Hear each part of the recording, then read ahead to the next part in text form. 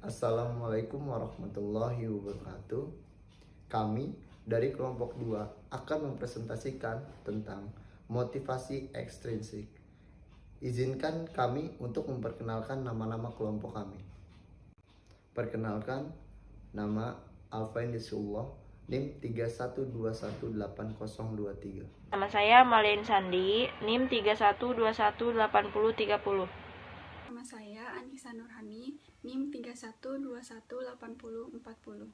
Nama Anissa Rahmawati, NIM 31218041. Nama saya Dania Sulafah dengan NIM 31218069. Yang pertama, apa yang dimaksud dengan definisi motivasi? Motivasi adalah dorongan untuk seseorang dalam mencapai suatu tujuan tertentu. Berdasarkan sumbernya, motivasi bisa datang dari dalam diri maupun dari luar. Definisi motivasi ekstrinsik. Motivasi ekstrinsik mengacu pada jenis motivasi yang mendorong seseorang untuk melakukan sesuatu dengan tujuan untuk mendapatkan hadiah atau menghindari konsekuensi negatif.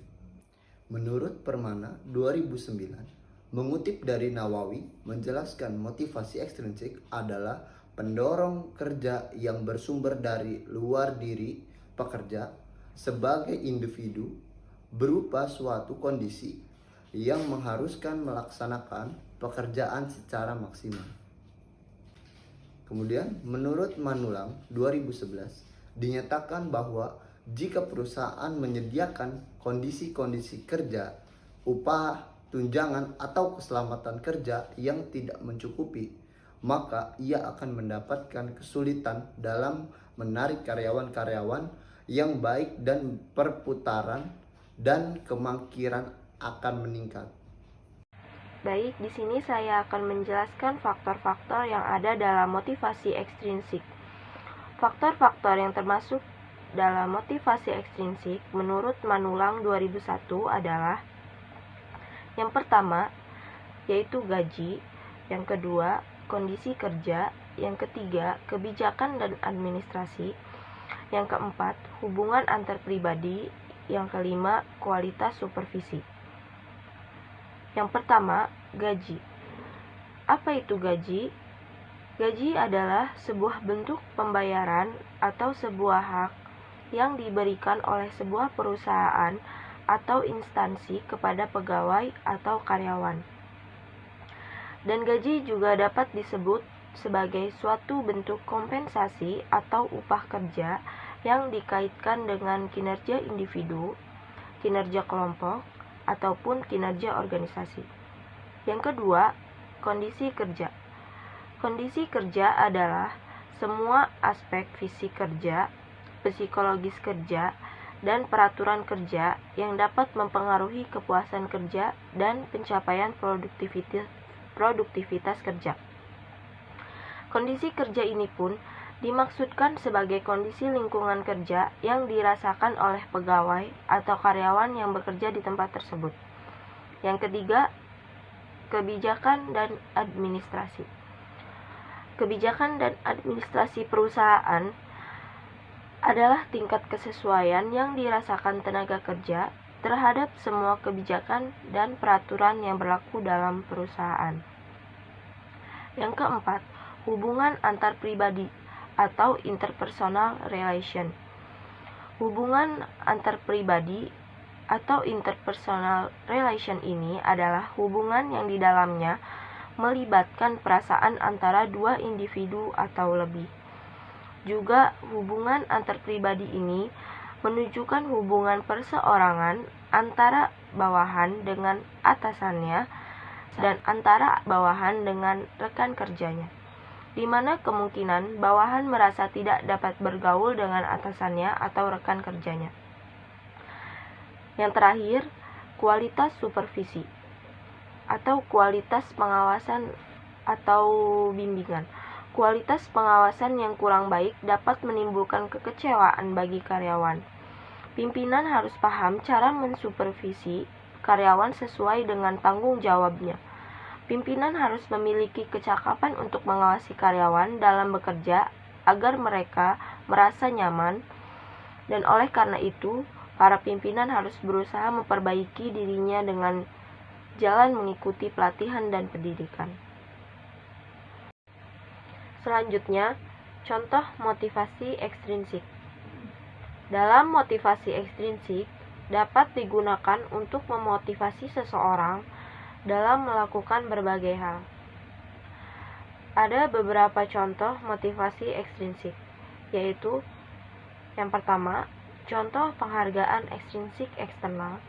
Yang kedua, contoh penghargaan ekstrinsik psikologi. Contoh dari penghargaan ekstrinsik eksternal yaitu yang pertama, berkompetisi untuk mendapatkan piala. Yang kedua, menyelesaikan pekerjaan demi uang. Yang ketiga, diskon loyalitas pelanggan. Selanjutnya, contoh dari penghargaan ekstrinsik psikologi, yaitu yang pertama, membantu orang untuk mendapatkan pujian dari teman ataupun keluarga. Yang kedua, melakukan pekerjaan untuk perhatian, baik positif maupun negatif. Yang ketiga, melakukan tugas untuk pengakuan atau ketenaran publik. Dan yang terakhir, melakukan tugas untuk menghindari penilaian. Selanjutnya adalah keefektifan motivasi intrinsik. Motivasi intrinsik mungkin lebih efektif bagi sebagian orang daripada bagi orang lain. Bagi sebagian orang, manfaat penghargaan eksternal cukup untuk memotivasi kerja berkelanjutan yang berkualitas tinggi. Bagi orang lain, manfaat berbasis nilai lebih memotivasi. Motivasi intrinsik paling baik digunakan dalam situasi ketika hadiah digunakan dengan cukup hemat sehingga tidak kehilangan dampaknya. Nilai reward bisa turun jika reward yang diberikan terlalu banyak. Ini kadang-kadang disebut sebagai efek pembenaran yang berlebihan. Motivasi intrinsik dapat berguna untuk membujuk seseorang untuk menyelesaikan suatu tugas. Sebelum menetapkan tugas berbasis penghargaan, penting untuk mengetahui apakah orang yang melakukan tugas tersebut termotivasi oleh hadiah yang ditawarkan. Motivator intrinsik dapat menjadi alat yang berguna untuk membantu karyawan mempelajari keterampilan baru. Bagi sebagian orang, motivator intrinsik psikologi lebih menarik. Bagi orang lain, penghargaan eksternal lebih menarik. Namun, penting untuk diingat bahwa motivasi intrinsik tidak selalu efektif. Selanjutnya, pengaruh motivasi kerja intrinsik terhadap kinerja karyawan. Pengaruh yang positif dan signifikan antara motivasi kerja intrinsik terhadap kinerja karyawan mengindikasikan bahwa semakin baik motivasi kerja intrinsik, maka semakin baik pula kinerja karyawan. Sebaliknya, semakin buruk motivasi kerja intrinsik, maka semakin rendah pula kinerja karyawan. Saya akan melanjutkan presentasi rekan saya, yaitu dengan poin kerugian dalam menggunakan motivasi ekstrinsik. Kita harus mengetahui kelemahan utama dalam menggunakan motivasi ekstrinsik, yaitu mengetahui apa yang harus kita lakukan ketika nilainya habis dan hadiahnya hilang. Ada juga kemungkinan ketergantungan pada reward. Lalu, kegunaan dari motivator ekstrinsik adalah harus dievaluasi berdasarkan kasus per kasus atau orang per orang. Untuk contoh perusahaan dari motivasi ekstrinsik, salah satunya ada PT Asuransi Jiwasraya Persero Salatiga. Sekarang kita lihat dari gajinya. Karyawan menyatakan bahwa di area office 78,7% gaji per bulan karyawan dapat mencukupi kebutuhan sehari-hari. 78% karyawan juga menjawab bahwa dapat mencukupi kebutuhan 4 sehat 5 sempurna, dan 70,9% gaji karyawan dapat memenuhi kebutuhan tempat tinggal yang layak. Maka dari itu, karyawan merasa cukup dengan gaji yang diterima setiap bulannya untuk memenuhi kebutuhan hidupnya. Lalu ada kebijaksanaan dan administrasi perusahaan di PT Asuransi Jiwasraya Persero Salatiga. Area Office menyatakan bahwa 82,5% karyawan sudah diberikan penghargaan atas prestasi yang diperoleh atau didapat. 83,2% karyawan pemberian cuti atau izin karyawan selalu diberikan. 83,8% karyawan selalu berpakaian rapi dan selalu menggunakan atribut lengkap saat bekerja. 73,5% karyawan terlambat mengikuti doa bersama dan meeting pagi sebelum bekerja, dan 84,5% karyawan selalu diberikan kesempatan untuk berprestasi, mengembangkan kemampuan, dan berkarir. Maka dari itu dapat disimpulkan bahwa kebijaksanaan dan administrasi perusahaan ini sudah diterapkan dengan baik. Hubungan antar pribadi karyawan PT Asuransi Jiwasraya atau Persero Salatiga Area Office. 83,8% karyawan selalu menyapa dan berkomunikasi dengan pimpinan atau karyawan. 83,8% karyawan saling membantu dalam bekerja. 84,5% karyawan selalu diikut sertakan partisipasinya dalam kegiatan kantor. Dan 86,4% pimpinan memberikan kesempatan kepada karyawan untuk kreatif.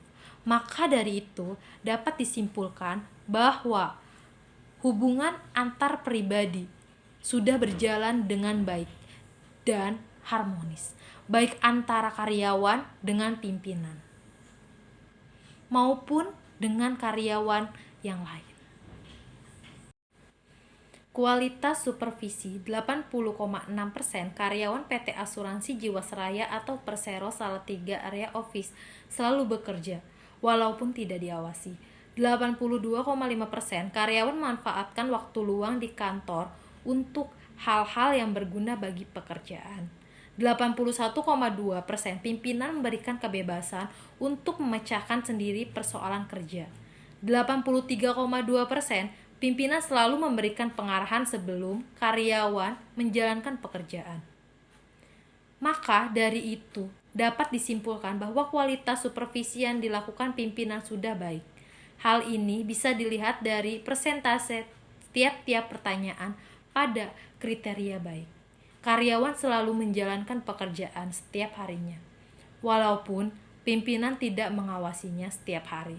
Dan karyawan selalu menggunakan waktu luang untuk kegiatan yang berguna bagi pekerjaan. PT Astra Auto Parts Tbk Madiun. Motivasi ekstrinsik berpengaruh signifikan terhadap kinerja karyawan PT Astra Auto Parts Tbk Madiun. Hal ini berarti karyawan merasakan gaji yang diberikan perusahaan mampu mencukupi kebutuhan dan sesuai dengan jabatan. Karyawan merasa jabatan atau pekerjaannya memberikan status sosial dan dipandang baik oleh masyarakat. Karyawan merasa memiliki hubungan yang baik dengan atasan dalam bekerja dan komunikasi yang intens dengan atasan, serta karyawan merasa semangat saat berkompetisi di dalam lingkungan kerja. Bank BTN.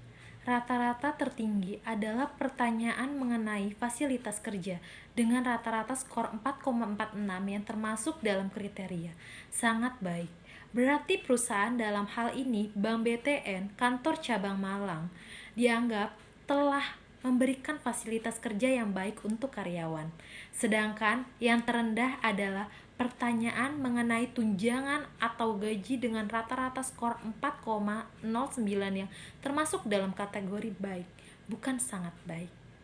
Terima kasih.